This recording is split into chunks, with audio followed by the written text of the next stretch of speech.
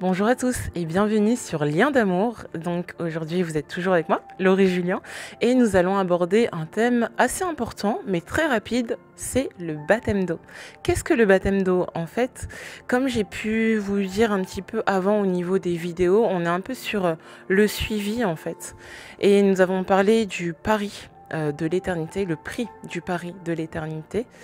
Nous avons parlé après du chemin, la vérité et la vie, donc un petit peu de Jésus, de ce qu'il a pu faire. Et aujourd'hui, on va parler donc du baptême d'eau. Donc, qu'est-ce que le baptême d'eau? Donc, en fait, le baptême d'eau, c'est très simple. C'est arrivé aussi par Jean-Baptiste. Jean-Baptiste, c'est celui qui est né juste un petit peu avant Jésus. C'était le cousin, en fait, de Jésus, ou du moins, ils avaient un lien de parenté. Et ils avaient vraiment une destinée, ou du moins un plan de vie qui se rejoignait au niveau du baptême d'eau. Et en fait, Jean-Baptiste, vous pourrez le lire dans la Bible, je vous enverrai tous les versets en description. Mais en gros, Jean-Baptiste, c'est celui qui a annoncé la venue de Jésus-Christ. C'était le dernier, en fait, à annoncer la venue de Jésus-Christ juste avant qu'il arrive. Et donc, il préparait le cœur des personnes qui étaient dans la région où ils étaient à ce moment-là. Et donc, il avait commencé à baptiser les gens, donc par immersion dans l'eau. Donc, il a été inspiré, bien sûr, par le Saint-Esprit et par Dieu, en fait, tout simplement. Et donc Jésus est venu à un moment donné, et il est venu le voir pour lui dire, bah voilà, ça y est, c'est le jour, baptise-moi. Et Jean-Baptiste lui a dit, oh là là, mais non, je ne suis pas du tout apte à te baptiser. Toi, parce qu'il savait qui il était en fait. Pas beaucoup de personnes encore savaient qui il était, mais Jean-Baptiste lui parlait déjà de lui. Il l'annonçait, il disait le Messie arrive, etc. Et il savait que c'était Jésus. Et en fait, quand il arrive, il a dit non, mais moi je suis pas apte en fait à pouvoir te baptiser. Toi, baptise-moi. Tu es tellement au-dessus.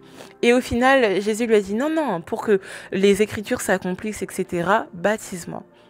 Donc, il l'a baptisé. Et donc, qu'est-ce que c'est finalement le baptême?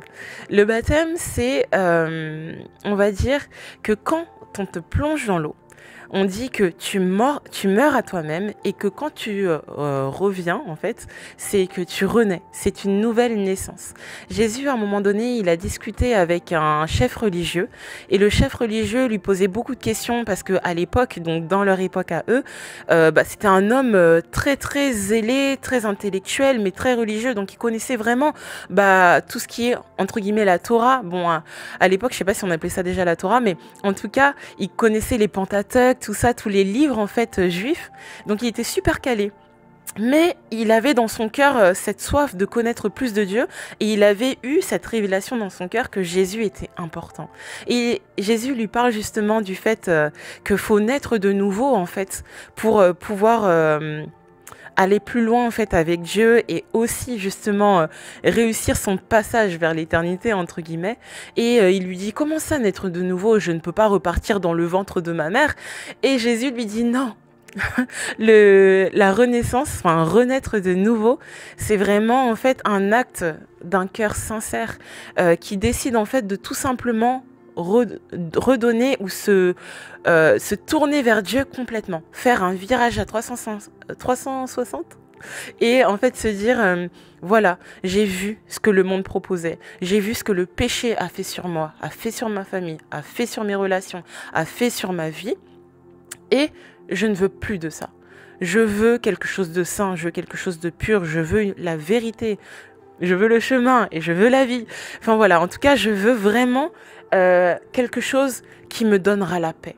Et en fait, c'est ça, renaître de nouveau, c'est dire, ok Seigneur, je décide de te faire confiance. Et devant tout le monde, devant ceux qui seront là à mon baptême par exemple ou autre, je décide en pleine conscience de mourir à moi-même et de renaître. Et en fait, c'est cet acte un peu symbolique qui est que voilà, on te plonge dans l'eau et après tu ressors et on dit que tu es né de nouveau.